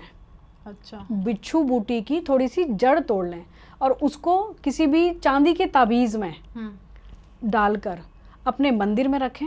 थोड़ा सा वहाँ दिया इत्यादि करने के बाद शनि महाराज का थोड़ा सा मंत्र जाप कर लें और अपनी प्रार्थना ज़रूर रख दें। ओम शम शनैश्चराय नमः यही कर लें। अदरवाइज जो उनका बीज मंत्र है ओम प्राम प्रीम प्रोम सह शनैश्चराय नमः, ये कर सकते हैं तो ये 108 बार कर लें। अदरवाइज ओम शम शनैश्चराय नमः 108 बार करने के बाद उस बूटी को जो अपने पिरोई है ताबीज़ में, उसको काले धागे में पहन लें। ओके। ये बहुत बढ़िया रिजल्ट देने वाली है बिच्छू बूटी। तो मतलब जैसे मैम ने बताया कि आपको जो जैसे मैम ने प्रक्रिया बताई है उसे कैसे प्रयोग में लेके आना है, वो पूरा तरीका मैम ने एक्सप्लेन किया, तो आपको उसी तरीके से वो धारण करनी है। जी तो बिल्कुल। मैम बार बार आ रही है रत्न को लेके बातें, जी। जैसे अभी आपने भी पहन रखा है, मैंने भी पहन रखे हैं। जी जी जी। तो क्या है इनका मेन रीजन, क्या है ये क्यों पहनने चाहिए? देखिए कई जगह तो मैंने भी सुना कि जी स्टोन कुछ नहीं होता, इनको नहीं पहनना चाहिए, लेकिन मैं अपना खुद का पर्सनल एक्सपीरियंस बता रही हूँ। अगर मैं खुद अपनी खुद की कुंडली की बात करूँ तो मैंने अगर पहना है तो ऑब्वियसली कुछ देख कर पहना है। तो इनका क्या इफेक्ट होता है, तो जी बिल्कुल होता है, नेगेटिव भी होता है और पॉजिटिव भी होता है। इसको पहनने से पहले अब हर कोई अगर ये चाहे कि जी मुझे तो गुरु को अच्छा करना है तो मैं पुखराज पहन लूँ, तो ज़रूरी नहीं है कि वो पहनने से आपको पॉजिटिव रिजल्ट ही देगा, क्योंकि आपकी कुंडली में गुरु की पोजीशन कैसी है वो डिपेंड करता है। अगर वो आपको कुछ नेगेटिव देने वाले हैं और आप उसको और स्ट्रॉन्ग कर ले रहे हैं तो वो और ज़्यादा नेगेटिव करना शुरू कर देगा। मतलब कहने का ये है कि अगर आपकी कुंडली में गुरु अच्छे नहीं है तो आप पुखराज धारण नहीं कर सकते। एक एग्जाम्पल से समझाती हूँ आपको कि अगर गुरु आपके 10 नंबर की राशि में है, यानी कि मकर राशि में, वो नीच राशि के हो जाते हैं जी, और वो भी जाकर बैठे वो द्वादश भाव में या आपके अष्टम भाव में, तो यहाँ पर गुरु की पोजीशन को कोई बहुत अच्छा नहीं कहा जाएगा। एक तो नीच राशि में, ऊपर से अगर उनकी डिग्री भी कम हो जाए तो ये सोने पे सुहागा हो गया, मीन्स नेगेटिव साइड पर। अष्टम भाव नीच राशि का और डिग्री वाइज भी कम। ग्रहों की डिग्रियां भी देखना उतना ही ज़रूरी है, नक्षत्र देखना भी उतना ही ज़रूरी है कि वाकई में ये नीच के हैं या नहीं हैं, क्योंकि कुछ डिग्री ऐसी है जहाँ पर वो ऊपर आकर उससे वो नीच नहीं रह जाते। तो यहाँ पर अगर ऐसी पोजीशन है और कोई अपनी मर्जी से या किसी के भी कह देने पर अगर आप पुखराज पहन ले रहे हैं तो आपका पेट गड़बड़ हो जाएगा, पूरा डाइजेशन सिस्टम हिल जाएगा, पेट से रिलेटेड प्रॉब्लम्स, आपको हेल्थ इश्यूज शुरू हो जाएंगे, गैस्ट्रिक प्रॉब्लम्स, डाइजेशन से रिलेटेड प्रॉब्लम्स, कुछ भी चीज़ें शुरू हो जाएंगी, आपका फैट बढ़ना शुरू हो जाएगा, वजन बढ़ना शुरू हो जाएगा और उस वजह से फिर हेल्थ इश्यूज और होंगे। तो ये इसका इतना ज़्यादा इफेक्ट होता है। इस चीज़ को कोई चाहे तो आजमा कर भी देख ले। मैंने ये पहना हुआ है और ये आज से नहीं है, मुझे कम से कम 20 से 25 साल हो चुके हैं इसको पहने हुए, पुखराज को पहना है। ये मैंने जो पहना अभी इसको देखिए, ये ओपल है जी, क्योंकि हम इस चीज़ों को समझते हैं, जानते हैं कि कब कैसे कहाँ गोचर हो रहे हैं, कहाँ क्या हो रहा है। तो इसको कभी कभी मेरे वीडियोस में जो व्यूअर्स मेरे जो रेगुलर देखने वाले हैं वो समझते होंगे, देखते होंगे इस चीज़ को कि कभी ये मेरे फिंगर में होता है और कभी नहीं होता है। ऐसा क्यों? जिस हिसाब से गोचर होता रहता है उस हिसाब से मैं इनको चेंज करती हूँ, सिर्फ ओपल को। ओके। क्योंकि ये मेरा खर्चा भी कराने वाला है। ये मुझे अगर कुछ चीज़ों को देने वाला है तो ये मेरा खर्चा भी कराएगा, क्योंकि बहुत से ग्रहों के पास 2-2 राशियाँ हैं ना जी, गुरु के पास भी है, शुक्र के पास भी है, तो एक अगर अच्छी है तो दूसरा कुछ नेगेटिव भी तो दे रही है। बिल्कुल उस हिसाब से तो ये तो खैर हम समझ रहे हैं तो कर लेते हैं, लेकिन आम जनता नहीं कर पाती। तो इसलिए स्टोन को पहनना बड़ा देखभाल का ज़रूरी है। ऐसा नहीं कि किसी ने कुछ भी बोला मैं इसके लिए ये स्टोन होता है, बुध कमज़ोर है तो जी मैं बिजनेस के लिए अपना मैं पन्ना पहन लूँ, तो ज़रूरी नहीं है कि आपके लिए बुध इतना ही फेवरेबल है कि जो पन्ना पहनने से अच्छा ही अच्छा रहेगा, वो नेगेटिव भी हो सकता है। बिल्कुल।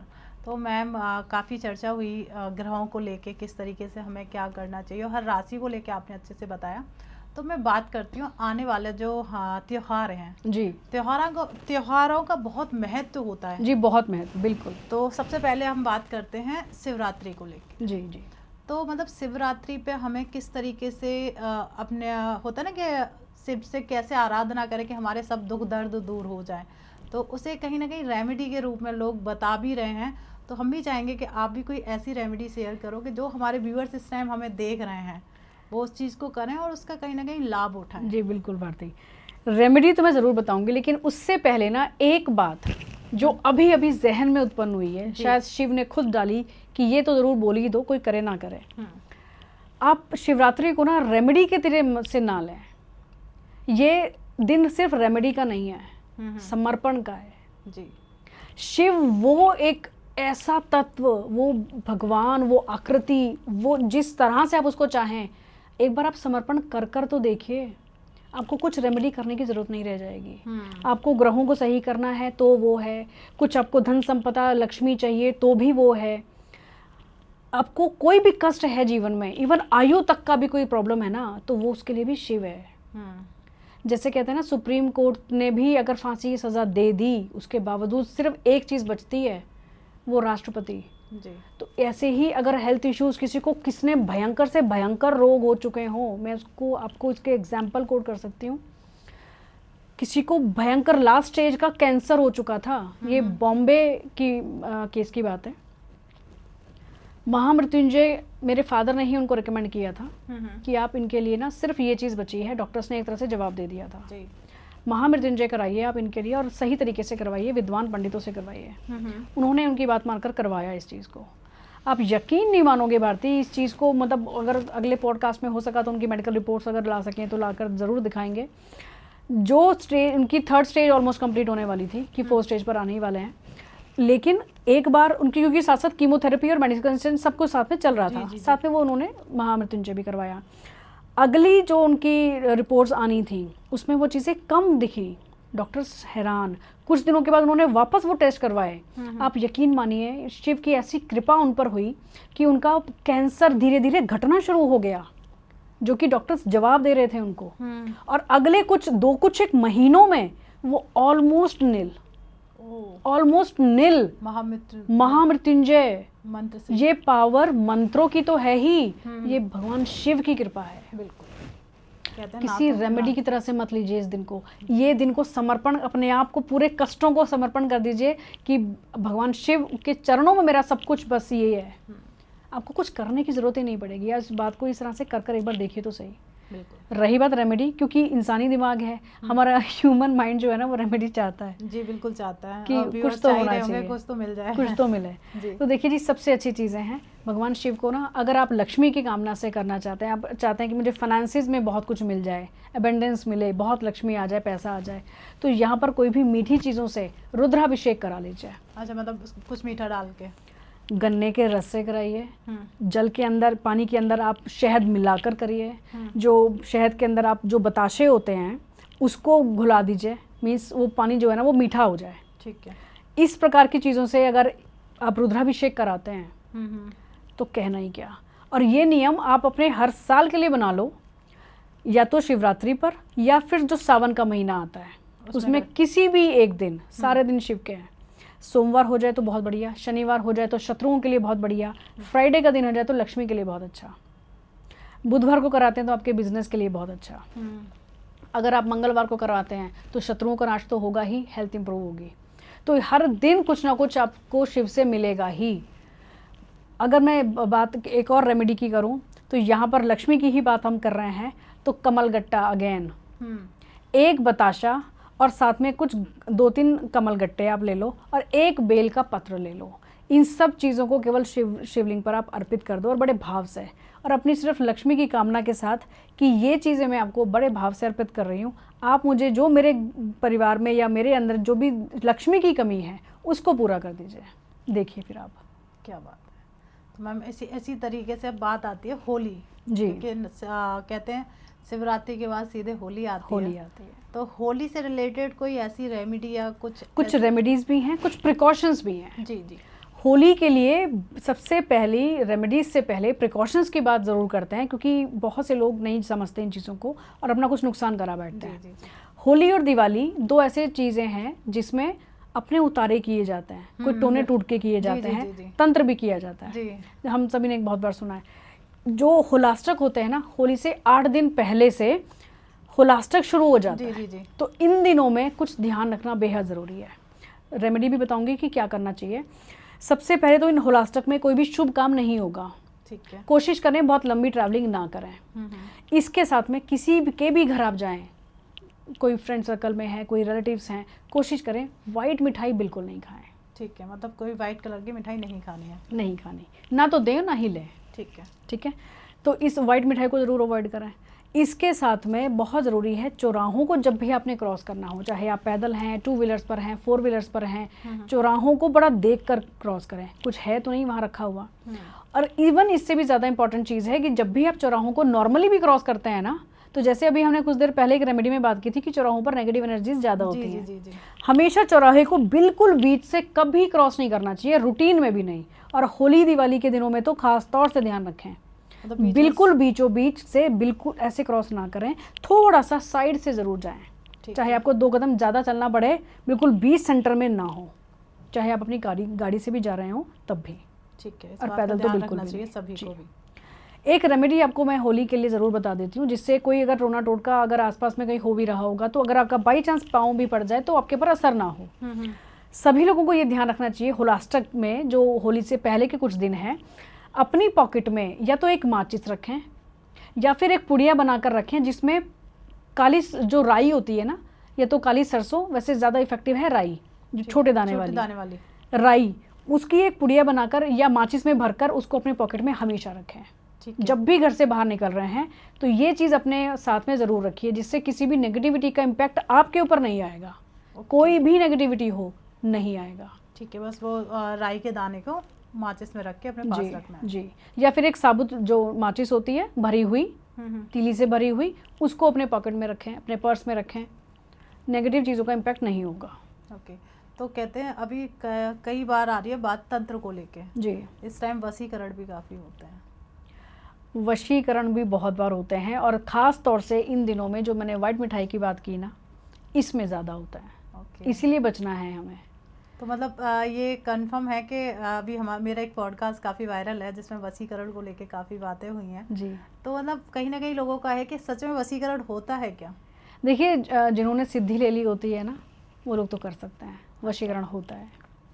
इवन कुछ ऐसी रेमेडीज़ हमारे पास भी हैं जो अगर वाइफ चाहे तो अपने हस्बैंड को अपने अनुकूल कर सकती है, अपने बिल्कुल। हिसाब से कर सकती है। मतलब मैं एक कमेंट के द्वारा ही बताऊंगी, एक रील हमारी काफ़ी वायरल हुई है, तो उसमें एक व्यक्ति हैं जो कह रहे हैं कि सबने बताया कि हस्बैंड को कंट्रोल करने के लिए, जी, तो जी, आपने जी। रेमेडी बता दी। बिल्कुल ठीक कह रहे हैं, वाइफ जो को वाइफ को बस- कंट्रोल करना ज़रूरी है आजकल। तो वाइफ को बस में करने के लिए आप वो रेमेडी शेयर कर दीजिए क्योंकि कई लोगों का यही है कि सबने हस्बैंड को बस में करना है, वाइफ को किसी को बस में नहीं करना है। बात सही कह रहे हैं, क्योंकि जी एक टाइम रहा पीछे जब लेडीज़ ने बड़ा स्ट्रगल किया, जब वो बहू बनकर जाती थी घर में, तो बड़ा कुछ उनके साथ नेगेटिव होता था। वो शायद टाइम निकल गया। टाइम निकल चुका है जी वो। लेकिन आज की डेट में मैं सारी लेडीज़ को भी ये कहूँगी कि सारी बहनें प्लीज़ इस बात का ध्यान रखें, आपके जो भी हस्बैंड है, इवन जो आपके इन लॉज हैं, अगर तो किसी हद तक गलत कर भी रहे हैं ना आपके साथ, आप उनको उनके हाथ पर छोड़ें, आप अपने कर्मों पर ध्यान ज़रूर दें। जी, बिल्कुल। आपको वही चीज़ें आगे भी फेस करनी है, ऐसा नहीं है लाइफ यहीं तक नहीं है। और दूसरी बात, आपके जो हस्बैंड हैं, आज के बहुत से हस्बैंड्स को मैंने देखा, भाई क्लाइंट्स भी हमारे पास आते रहते हैं, बहुत सपोर्टिव भी हैं, ऐसा नहीं है कि सब गलत ही हैं। नहीं, बहुत से लोग पांचों सपोर्टिव उंगली भी एक जैसी नहीं हैं। होती जी, है। सपोर्टिव हस्बैंड्स को मैंने बहुत लोगों को देखा। तो उनका मान सम्मान करना, अपने हस्बैंड का तो वैसे भी सम्मान हर लेडी को करना हर चाहिए। लेडी को करना चाहिए, बिल्कुल। इससे ना केवल आपका बॉन्डिंग तो बढ़ेगी, लेकिन आपके घर में जो फाइनेंसेस है ना, जो आपके लग्जरी एबेंडेंस है ना, ये भी बढ़ती है। जी, ये हस्बैंड्स के लिए भी है और ये वाइफ के लिए भी है। बिल्कुल। दोनों को आपस में मान सम्मान ज़रूर करना चाहिए। रही बात, अब आपने बात पूछी कि हस्बैंड्स को क्या ऐसा करना चाहिए जो वाइफ को थोड़ा वो, बिल्कुल। मतलब सब लोगों का एक ही है कि मतलब सब लोग से पति को ही वश में करना चाहते हैं, भाई पत्नी को भी तो वश में करना है। जी बिल्कुल। तो एक चीज़ आज मैं सभी जेंट्स के लिए बताती हूँ कि आप अपनी वाइफ को थोड़ा सा अनुकूल अपने हिसाब से कैसे कर सकते हैं। शुक्रवार का दिन आप ले लें, ठीक है जी, फ्राइडे ही वो दिन है जो हम लक्ष्मी की बात भी करते हैं, हस्बैंड वाइफ की बॉन्डिंग की बात भी करते हैं। आपको अपने घर में ना 2 झाड़ू की तीली लेनी है, जो सीख वाली झाड़ू होती है ना, उसके 2 तिनके ले लेने हैं। ठीक है, दोनों को अपोजिट कर देना है, एक का सिरा ऊपर, एक का सिरा नीचे। ठीक है। जेंट्स करेंगे ये काम, ज़्यादातर कई बार ये लेडीज़ को बताया जाता है, बट ये काम इस बार ये जेंट्स कर देखें। इसके साथ में एक और चीज़ भी है, इन 2 झाड़ू की सीख को आप अपोजिट साइड में बांध देंगे, सबसे ऊपर, सबसे नीचे और एक बीच के एरिया से। ठीक है। किससे? किसी भी ब्लू कलर के धागे से। ब्लू कलर है राहु का, ठीक है। आप इसको 3 जगह से बांध दें और बांधते बांधते बस ये बोलते चले जाएं, मेरी जो वाइफ है वो मेरे हिसाब से मेरे अनुकूल है, मैं सारी बात मानती हैं, हम दोनों का जो अट्रैक्शन है, जो बॉन्डिंग है वो बहुत मजबूत है, ये बोलते जाएं। और उसको किसी भी वाइफ को बिना बताए इन चीज़ों को अपने बेड के नीचे कहीं पर भी सेफ रख दें, बेड के नीचे सेफ रख दें। और उसके बाद अब धीरे धीरे उनका बिहेवियर देखिए। तो देखिए, आप सबकी एक कंप्लेन थी ना कि पति को वश में बनाने का उपाय चल गया। देखिए, अब पत्नी को वश में करने का उपाय मैम ने बता दिया है। तो जो भी ऐसा मतलब अनुकूल, मतलब ऐसा नहीं कि वश में कर लिया कि वो आपकी हर बात माने, जो जरूरी है, जो सही है, जो सही तरीके से उनको अपने अनुकूल करने वाली बात है। मीन्स अगर लड़ाई झगड़े ज़्यादा होते हैं, बिना बात पर आर्गुमेंट हो जा रहे हैं, तो उनको कम करने के लिए है ये चीज़। यहाँ पर ही मैंने वशीकरण का नाम बिल्कुल नहीं लिया है कि जी आप वश में कर लो या वो सारी बात आप जो हुक्म करो वो करेंगी, ऐसा नहीं है। लेकिन जो कई बार बेसलेस चीज़ों पर बिना बात की आर्गुमेंट हो जा रहे हैं, उनको हम कम करने की कोशिश कर रहे हैं। बिल्कुल। और ये तो वैसे भी बहुत ज़रूरी है हर घर में होना, मतलब क्योंकि इस साल में चीज़ें बढ़ेंगी। बिल्कुल। तो ये रेमेडीज तो आज से ही आप शुरू कर लें। बिल्कुल, करनी भी चाहिए। तो मैम, मैं सूर्य का उपाय जानना चाहूँगी, क्योंकि हर किसी ने न्यूमरोलॉजी को लेके मंगल को प्रेडिक्ट किया है, मंगल को लेके ऐसी रेमेडी शेयर की है। अभी तक अगर मैं वैदिक एस्ट्रोलॉजी के अकॉर्डिंग, आपने हिंदी नव वर्ष के अकॉर्डिंग आपने बताया कि सूर्य का ये साल है, सूर्य इस बार राजा है। तो सूर्य के लिए कोई ऐसी रेमेडी जो सबके लिए, मैं कहती हूँ कि जब राजा ही आ रहा है तो मैं कहती हूँ कि हर किसी के पास पैसे हों, घर में शांति बनी रहे। सबसे बड़ी बात है अशांति रहेगी, जैसे आपने बताया। बिल्कुल, घर का माहौल बहुत खराब जल्दी से गर्म हो जाएगा। बिल्कुल। तो उसे शांत करने के लिए कोई ऐसा उपाय? देखिए जी, ये बात आपने बहुत बढ़िया क्वेश्चन, ये वाला बहुत अच्छा लगा मुझे कि जब हम न्यूमरोलॉजी की बात कर रहे हैं, मंगल की बात करे जा रहे हैं, तो राजा की भी तो बात करें, जो इस संवत्सर का राजा सूर्य है उसकी भी तो बात करें। सबकी कुंडलियों में तो सूर्य भी अच्छा नहीं होगा, या आमतौर पर अगर हम इस संवत्सर के राजा की तरह से बात करें तो यहाँ सूर्य को अच्छा रखना जरूरी है सबके लिए। हम बहुत बार कई वीडियोज में सुन चुके हैं, अपने पिता का सम्मान करना, उनके साथ अच्छे टर्म्स रखना, ये आपका सूर्य स्ट्रॉन्ग करते हैं। सूर्य को रोजाना जल देना, ये हम बहुत से लोग जानते हैं और ये करना चाहिए। एक ऐसा मंत्र है जो कि हम सभी जानते हैं बट कॉन्शियस नहीं है उसके बारे में। अगर सूर्य को अच्छा करना है, नेम फेम लेना है, अपने बॉस के साथ अच्छे टर्म्स रखने हैं, अगर आप जॉब में हैं, आपको यहाँ पर प्रोग्रेस लेनी है, आपका सूर्य अच्छा होना बहुत मस्ट है। बिल्कुल, बहुत जरूरी है। अगर सबॉर्डिनेट्स आपकी बात नहीं मानते, आपका बॉस हमेशा आपसे नाराज़ रहता है, तो समझ जाइए आपका सूर्य खराब है। आप में वो कॉन्फिडेंस आता ही नहीं, जितनी मर्जी नॉलेज हो जाए, आप काम करने से पहले 100 बार सोचते हैं करूं कि नहीं करूं, कैसा होगा, आपका सूर्य खराब है जी। यार दोस्त में आप बैठते उठते सब कुछ करते हैं, लेकिन किसी एक छोटी सी बात के ऊपर आप डिफॉर्मेशन आपका बहुत जल्दी हो जाता है। अरे ये तो भाई ऐसा तुनुक मिजाज है। आपने कितनी किसी की हेल्प की हो, लेकिन एंड में आकर सब चीज़ों को एक तरफ कर दिया जाता है, आपको यश नहीं मिलता, ये आपका सूर्य खराब है। एक चीज़ आप जानें कि ऐसा एक मंत्र जो हम सभी जानते हैं लेकिन बहुत कम बार उस चीज़ों को अपनाते हैं, और वो है गायत्री मंत्र। अगर गायत्री मंत्र को रोज़ाना करने का टाइम हम नहीं निकाल सकते ना, एटलीस्ट जब आप सुबह उठते हैं, जब अपना रूटीन आप कर रहे होते हैं, अपना ब्रेकफास्ट बना रहे होते हैं, आप ऑडियो चला दीजिए अपने घर के अंदर, जो घर की अंदर की में जो उस मंत्र की जो वाइब्रेशंस मिलेंगी, आपके घर का माहौल अच्छा होगा। धीरे धीरे आपका सूर्य स्ट्रांग होना शुरू ऑटोमेटिकली हो जाएगा। और गायत्री मंत्र शायद सबसे बड़ा मंत्र कहलाता है। इससे आपके एक छोड़िए सारे प्लैनेट्स अच्छे होते हैं। अगर आप रेमेडी के तौर पर इसको देखें तो यहाँ पर सबसे ज़रूरी तो खैर सूर्य के लिए है कि अगर सूर्य खराब है या इस संवत्सर का राजा सूर्य है तो गायत्री मंत्र सभी लोगों के लिए मस्ट है। बिल्कुल, या तो खुद से करें या कम से कम इतनी कृपा ज़रूर करें अपने ऊपर कि उसको ऑडियो में ज़रूर चलाएं। बिल्कुल, तो मतलब कह सकते हैं इस साल हनुमान जी की भी पूजा बहुत करनी है और गायत्री मंत्र का जाप भी जाप ज़रूर करिए। तो मैम, आपने तंत्र को लेके बताया कि अपनी वाइफ को कैसे अपने अनुकूल कर सकते हैं जी। तो ऐसे मैम कई बार होता है कि कहीं ना कहीं लोग अपने कहीं इंटरव्यू के लिए जा रहे हैं या अपने आप को कहीं रिप्रेजेंट कर रहे हैं, तो कहीं ना कहीं उन्हें एक डर होता है। तो क्या तंत्र आपका वहाँ काम करता है कि कोई ऐसा उपाय है जिससे लोगों का जो कहीं ना कहीं कॉन्फिडेंस लेवल डाउन हो जाता है, तो उसके रिलेटेड कोई उपाय हो? एक ऐसा उपाय, एक ऐसी रेमेडी बता रही हूँ आपको जो सभी तरह के काम करेगी। मीन्स अगर हस्बैंड वाइफ की बात है, जो मेल्स चाहते हैं कि हम अपनी वाइफ को, हम भी थोड़ा सा सही तरीके से उनके बिहेवियर को सही रखें अपने लिए, जी। उसके लिए भी काम करेगा। जो भी लोग मीटिंग्स में जा रहे हैं, इंटरव्यू पर जा रहे हैं, वहाँ भी उनके काम में आएगा।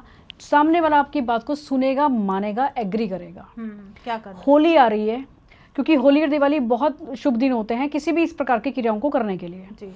आपको 3 चीज़ें लेनी हैं। सबसे पहले तगर, ये औषधियाँ हैं, तगर, कागजंगा और केसर। ठीक है। ये तीनों चीज़ों को लेकर आप कुछ दिन पहले, होली से पहले कुछ दिन पहले लाकर अपने घर के मंदिर में रख दें। ठीक है। गुलाबी रंग का गुलाल लेना है ठीक है। साथ में। इन तीनों ही चीज़ों को 3 से 4 दिन 108 बार रोज़ाना, एक मंत्र बता रही हूँ, इसका जाप कर कर अभिमंत्रित कर लें। जी। ठीक है। और ये जो तीनों चीज़ें आपको मैंने बताई, इनको आप चाहें तो आपस में पीस कर बारीक चूर्ण बना लें, जिसको गुलाल में मिलाया जा सके। इन सभी चीज़ों को हमने मिलाकर जब हमने अभिमंत्रित कर लिया, ओम क्लीम कामदेवाय फट स्वाहा, ओम क्लीम कामदेवाय फट स्वाहा, ये आपके अट्रैक्शन को बढ़ा देगा। चाहे हस्बैंड्स इसको यूज़ करना चाहें, कपल्स आपस में यूज़ करना चाहें, कहीं इंटरव्यू पर किसी मीटिंग में आप जा रहे हैं, तो आपका अट्रैक्शन, आपका ऑरा ऐसा रहेगा कि कोई आपको ना कहे। क्या बात है। इसको अभिमंत्रित कर लें और होली वाले दिन जिसको भी लगा देंगे, या इंटरव्यू पर आप जा रहे हैं तो थोड़ा सा आप पुड़िया बनाकर अपनी पॉकेट में रख लें, इसका इफेक्ट आपको दिख जाएगा। क्या बात है। हस्बैंड्स की बात आपने की थी, अगर हस्बैंड्स इस गुलाल को, अभिमंत्रित गुलाल को अपनी वाइफ पर लगा दें तो ना, अगर आपके साथ अच्छा बिहेवियर हो जाए तो बता दीजिएगा। क्या बात है। ओम क्लीम कामदेवाय फट स्वाहा, इस मंत्र से ही समझ में आ रहा है कि इसकी कितनी पावर है। बिल्कुल। तो मैम, होली की ही बात चल रही है, तो कहते हैं काफ़ी, जैसे आपने बताया दिवाली और होली का बड़ा महत्व होता है, तो वैसे ही कहते हैं कि होली जब जलती है, होलिका दहन जब होता है, तो उस टाइम भी लोग कोई ना कोई उपाय कर रहे होते हैं। तो जनरली मैं मेरी एक फ्रेंड है, उनसे कई बार कहते हैं कि तुम्हारे पास तो बहुत एस्ट्रोलॉजर आते हैं, कि उनका बहुत सारा पैसा है, लोगों ने ले लिया पर कोई वापस नहीं कर रहा। देखिए, ये आम समस्या हो गई है आजकल ना, कि लोगों ने लोन लिया, फ्रेंडली लोन ले लिया, बट अब वो दे नहीं पा रहे, या किसी भी वजह से पैसा नहीं दे रहे। होली बहुत इंपॉर्टेंट डे है बहुत सारी समस्याओं को दूर करने के लिए। अब यहाँ पर बात करते हैं कि किसी ने पैसा लिया लेकिन अब वो वापस नहीं दे रहा। जी जी जी।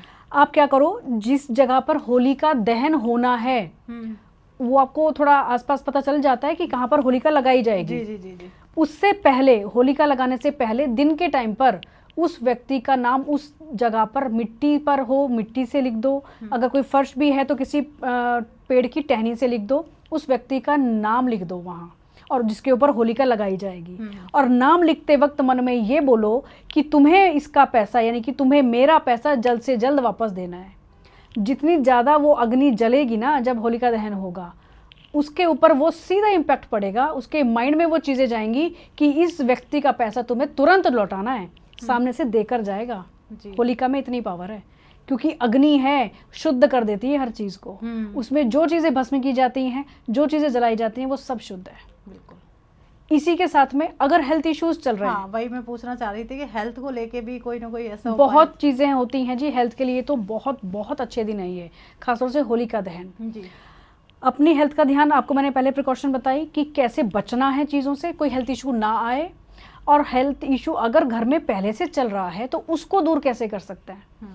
कोई भी व्यक्ति है, इवन जो बेड रिडन भी है, ना तो वो आर हो पा रहा, ना वो पार हो पा रहा है, आपको कैसा भी हेल्थ इशू हो, छोटा बड़ा, आपको बेसन की एक रोटी बनानी है। ठीक है। बेसन की गूंथ कर उसको एक रोटी बना लें और उसके ऊपर सरसों का तेल 3-4 ड्रॉप्स डाल दें। और ये पूरा प्रोसेस करते वक्त ये बस मन में ये थॉट रखने हैं कि ये बीमारी बस अब खत्म हुई, अब ये खत्म हो चुकी है, खत्म हो चुकी है। और जब भी होलिका दहन रात के टाइम पर हो रहा है, उस व्यक्ति के ऊपर से वारें और वहाँ उस रोटी को स्वाहा कर दें। ओके। धीरे धीरे धीरे हेल्थ इश्यूज कम होने और होते होते खत्म हो जाएंगे। बिल्कुल, क्योंकि लोगों के हर एक घर में कोई ना कोई, या तो बच्चा है या बुजुर्ग है या खुद भी हेल्थ से लेके जूझ रहे हैं, इम्यूनिटी कम हो गई है बहुत। मतलब मैं, अगर जैसे आपने बताया, तो बहुत अच्छी रेमेडी है। और मैं कह सकती हूँ कि इससे अवसर, क्योंकि मार्च में ही होली पड़ रही है, इससे शुभ अवसर आपको मिलेगा नहीं मिलेगा जी, फिर अगली होली का हम वेट करेंगे, वेट करना पड़ेगा। अभी आपके पास आने वाला टाइम भी होली गई है, तो डेफिनेटली ये वाला उपाय कर लीजिए। अब नजर कई बार बहुत जल्दी लग वही जाती मतलब है, घर में बच्चे को बहुत जल्दी नजर लगती है, कहते हैं घर में नजर लग गई। घर को ही नजर लग जाती है। हाँ वही घर में। आपने एक नया घर बनाया है, एक जगह से दूसरी जगह शिफ्ट किया है, या आपने बहुत अच्छी डेकोरेशन कर रखी है, हाँ। जो भी आएगा देखेगा प्रेज करेगा, जी। बनता है प्रेज करना, लेकिन ऐसी चीज़ों से कई बार अनइंटेंशनली नज़र भी लग जाती जी है। जी जी। आपको एक मैं ऐसा एक वो सिम्टम भी बताती हूँ, जैसे कई लोग सोचते हैं कि नहीं नज़र नहीं होती है, लेकिन ये चीज़ें अगर आपके साथ हो रही हो ना तो आप समझ लेना कि नज़र है। जी। आपने नया ही घर है, कुछ ज़्यादा पुराना नहीं है, साफ सफाई भी ठीक ठाक होती है, बट उसके बावजूद भी ना घर में ना छोटे छोटे कीड़े मकोड़े आपको नजर आते हैं। अच्छा हाँ, वो छोटे छोटे जो होते हैं। छोटे छोटे। अब आपने डोर्स भी क्लोज कर रखे हैं या आपने जाली नेट लगाए हुए हैं, उसके बावजूद भी, सफाई के बावजूद भी छोटे छोटे कीड़े मकोड़े छोटे आपको नजर घर में आते रहते हैं। ये इशारा है कि नजर तो लगी है। छोटे बच्चों की बात करते हैं, या तो वो खाना पीना छोड़ देंगे, दूध नहीं पियेंगे, खाना नहीं खाएंगे, जी, जी। बहुत ज़्यादा रोएंगे, कोई ना कोई हेल्थ इशू उनको हो जा रहा है, गैस्ट्रिक ज़्यादा हो जा रही है, या बार बार वोमिट कर रहे हैं, तो ये नज़र का इशारा है। ठीक है, तो इनको उतारने का? होली बहुत बढ़िया दिन है जी, हर एक चीज़ के लिए होली बहुत बढ़िया है। आपको क्या करना है, घर की नज़र लगी है अगर, तो अपने पाम पर पीली सरसों ले लें। ठीक है। चम्मच भर पीली सरसों अपने हथेली पर ले लें और एक जगह से शुरू करें और पूरे घर के अंदर घुमा दें, और इस पीली सरसों को ले जाकर होलिका दहन में डाल दें। ठीक है। ये सेम उपाय आप नारियल के साथ भी कर सकते हैं कि एक जटा वाला नारियल ले लें, उसको पूरे घर में घुमा दें, हर दीवार हर कोनों से छुआ दें और ले जाकर सीधा घर में रखना नहीं है, फिर उसको 1 मिनट के लिए भी सीधा जाकर होलिका दहन में स्वाहा कर दें। ठीक है, नजर घर की नजर के लिए। घर की नज़र के लिए। ठीक है। और बच्चों की या किसी भी बड़े व्यक्ति की अगर हम बात करते हैं तो यहाँ पर जो पीली सरसों हो गई, 2 लौंग हो गई, 2 दाने काली मिर्च के ले लें, थोड़ी सी साथ में राई ले लें। इन सब चीज़ों को आप एक बार उस व्यक्ति से या छोटे बच्चे से 7 बार एंटी क्लॉकवाइज, ध्यान देना है, एंटी क्लॉकवाइज वारना है, और सीधा ले जाकर आप ये हर एक मेंबर के लिए भी कर सकते हैं। मतलब घर के हर एक मेंबर के लिए, हर एक मेंबर से आपने मुट्ठी में सब चीज़ों को लिया, आपने सबके लिए अलग अलग। ठीक है। आपने एक पूरा पैकेट बनाया, अपने पाम पर सब चीज़ों को इकट्ठा रख लिया, एक व्यक्ति से या बच्चे के ऊपर से एंटी क्लॉकवाइज वारा, उसको साइड में एक जगह पर रख लिया, फिर दूसरे के लिए वो सब चीज़ों को रखा, फिर उसके ऊपर से एंटी क्लॉकवाइज उसको उसारा किया, फिर जगह पर रख लिया और सीधा फिर ले जाकर होलिका दहन में स्वाहा कर दिया। क्या बात है, बहुत अच्छा टाइम आ रहा है भाई, मैं तो करूंगी बच्चों के लिए। ये बहुत ज़रूरी है, आप इसको कर कर देखिएगा, ये आजमाई हुई चीज़ें हैं भारती। मैं आपको एक अपना खुद का एग्जांपल बताती हूँ। पिछले साल दिवाली की बात है, मेरे एक दूर के रिश्तेदार जिनका बच्चा हॉस्पिटलाइज था, एडमिट था, और उनका रोते हुए फ़ोन आया मेरे पास कि पढ़ना मैं प्रॉब्लम में हूँ, जबकि जनरली मेरी उनसे कभी भी एस्ट्रोलॉजी के रिगार्डिंग बात नहीं होती है, हम लोग वैसे टॉकिंग टर्म्स हमारे अच्छे हैं तो हम वैसे ही जनरल बात करते हैं, बट उन्होंने उस दिन बड़ा पहली बार पूछा कि मेरा समस्या ये है और बच्चा मेरा अस्पताल में। तो मैंने उनको एक बात बोली, मैंने कहा जी आप एक जटा का नारियल ले लो, अस्पताल में जाओ, उस बच्चे के ऊपर से उसारा करो, और एक काला रंग का जो धागा होता है ना, उस बच्चे की हाइट के बराबर का, उसको नाप कर नारियल पे लपेट देना और सीधा ले जाकर होलिका दहन में डाल देना। 2 दिन के बाद बच्चा घर था। क्या बात है, मतलब इतना, मतलब नज़र का भी बहुत इम्पैक्ट होता है, नज़र की भी, और साथ में जो हेल्थ इश्यूज कई बार हो जाते हैं ना, उनके लिए भी ये चीज़ें, होलिका अपने आप में चीज़ों को सही करने का भी एक माध्यम है। होलिका की जो स्टोरी है, हम उसकी पूजा करते हैं, क्यों मनाई जाती है वो हम सबको बहुत अच्छे से पता ही है, क्योंकि जो प्रहलाद थे, जो आज के टाइम पर ध्रुव के नाम से जाने जाते हैं, तो इनकी कथा है, उनकी बुआ थी होलिका। आपको पता है होलिका को ये वरदान था कि वो कभी जलेंगी नहीं, इसीलिए ध्रुव प्रहलाद को उनकी गोद में बिठाया गया था। भगवान विष्णु की जहाँ पर इच्छा हो जाए तो वो की चीज़ कैसे ना हो। जो वरदान के साथ उनको एक चुनरी मिली हुई थी कि इसको ओढ़कर तुम बैठ जाना, ये दुशाला या चुनरी है, उसको ओढ़कर बैठना, कभी आग तुम्हें छू नहीं सकती। ऐसी हवाएं चली कि वो चाहकर भी उस चुनरी को अपने साथ नहीं रख पाई, वो उड़कर प्रहलाद के ऊपर गिरी, होलिका जल गई, प्रहलाद बच गए। जी, ये तो भगवान विष्णु की कृपा थी। माया माया, इसे ही माया कहते हैं। इसलिए कहते हैं समर्पण भाव जहाँ है वहाँ चीज़ें ऐसे पलटती हैं, आप कुछ मर्जी अपना करते रहो। सही बात है। हमारे जो व्यूअर्स हमें देख रहे हैं, मुझे लगता है कि ये पॉडकास्ट काफ़ी इंटरेस्टिंग गया होगा। जो इन चीज़ों को समझता है, इस पर ट्रस्ट करता है, क्योंकि मैम ने हर एक चीज़ को बहुत अच्छे से एक्सप्लेन किया है, और जैसे मैं एस्ट्रोलॉजी पढ़ती हूँ तो मैं बहुत अच्छे से कनेक्ट भी कर पाई मैम के साथ। तो मैम, व्यूअर्स हमें देख रहे हैं, उनके लिए कोई ऐसा लास्ट मैसेज आप देना चाह रहे हैं कि किस तरीके से वो अपने 2025 को निकालें। और तो भारती, जैसा आपने कहा कि व्यूअर्स के लिए मेरा मैसेज या एक मेरी रिक्वेस्ट ज़रूर रहेगी सभी से, क्योंकि इस साल में बहुत तरह के आक्रोश बढ़ सकते हैं, लड़ाई झगड़े, तेज़ी गर्मी बढ़ सकती है। तो हम सभी को तो कंट्रोल नहीं कर सकते, लेकिन अपने आप पर कंट्रोल हम ज़रूर रख सकते हैं। देश विदेश में बहुत सी चीज़ें होंगी, उथल पुथल होगी, बहुत तरह के स्ट्रेस भी बढ़ेंगे, लेकिन अगर आप अपने आप को सही जगह पर सही नियंत्रण में रखते हैं, अपने परिवार को सही तरीके से रखते हैं, तो बहुत सी समस्याओं को आप खुद ही ख़त्म कर सकते हैं। परिवारों में भी कुछ लड़ाई झगड़े, कलेश, स्ट्रेस बढ़ सकता है, तो उस चीज़ को पहले से समझकर चलें कि ऐसी कुछ परिस्थितियाँ, ऐसी सिचुएशंस बन सकती हैं, तो उनको हमें कैसे डील विद करना है, कैसे हैंडल करना है। अपने ईगो को, अपने गुस्से को थोड़ा सा कंट्रोल में ज़रूर रखिएगा। सोचिएगा कि जिस व्यक्ति के साथ मैंने इतना अच्छा टाइम बिताया, अगर आज कुछ लड़ाई झगड़े या किसी वजह से मनमुटाव हो भी गया, तो उसको मुझे कैसे छोड़ देना है, कैसे लेट गो कर देना है। फिर देखिएगा पूरा साल बहुत आसानी से निकलेगा। इवन जो स्ट्रेस की प्रॉब्लम कई बार होती है ना, जो चीज़ें नेगेटिव साइड पर जा रही होती हैं, ऑटोमेटिकली आपके लिए पॉजिटिव हो जाएंगी। आजमा कर ज़रूर देखिएगा, इसका कोई साइड इफ़ेक्ट नहीं है। Thank you so much. तो जैसे लोग कहीं ना कहीं इस एक क्वेश्चन होगा कि मैम से आपको कहाँ मिलना है, हम मैम को कहाँ सर्च कर सकते हैं, तो डिस्क्रिप्शन में मैम की सारी डिटेल्स आपको मिल जाएंगी। मैम का नंबर स्क्रीन पर शो होगा ही, आप मैम से डायरेक्ट कनेक्ट कर सकते हैं। कहीं ना कहीं कोई चीज़ समझ में नहीं आई या आप अपने कुंडली का दिखवाना चाहते हैं कि कहीं ना कहीं कि क्या मेरे ग्रह हैं, 7.5 कैसी जाने वाली है, साल मेरा कैसा निकलेगा, तो आप मैम से कनेक्ट कर सकते हैं। मैम आपको एक सही गाइडेंस देंगी। और सबसे बड़ी बात है, देखिए हर बार हम कुछ ना कुछ नया लेके आते हैं, तो मैम का भी चैनल है, तो प्लीज़ देखिए सब्सक्राइब करने में तो मुझे लगता है कोई भी चार्ज नहीं लगता है। बिल्कुल, आपको नॉलेज बहुत अच्छी मिलती है, तो सब्सक्राइब कर लीजिए मैम को चैनल को भी और हमारे चैनल को भी। कहीं ना कहीं में एक सपोर्ट मिल जाता है। जब आप लाइक करते हैं, अपने फ्रेंड्स के साथ शेयर करते हैं, कहीं ना कहीं देखिए आपको ज़रूरत नहीं हो सकता है आपकी फ्रेंड्स को इस चीज़ की ज़रूरत हो सकता है किसी को ये मैम ने जो भी उपाय बताए हैं वो कहीं ना कहीं आपको नहीं पर आपके किसी फैमिली मेम्बर को सपोर्ट करेंगे। तो शेयर करना आपका बनता ही बनता है, और लाइक से हमें क्या एक सपोर्ट मिल जाता है। जो भी आपके क्वेश्चन है, आप समझना चाहते हैं कि यार ये चीज़ कैसे थी, इसे कैसे करना है, और कोई भी आपसे रिलेटेड कोई भी क्वेश्चन है वो कमेंट में करिए। कमेंट बॉक्स आपके लिए खुला हुआ है, आप जो भी सवाल जानना चाहते हैं वहाँ पे मैम आपको जवाब देंगी ही देंगी। बिल्कुल। और मिलते हैं एक नए एपिसोड में कुछ नया लेके, कुछ अच्छा लेके। जब तक आप अपने घर में स्वस्थ रहिए, मस्त रहिए। जय श्री राधे। जय श्री राधे।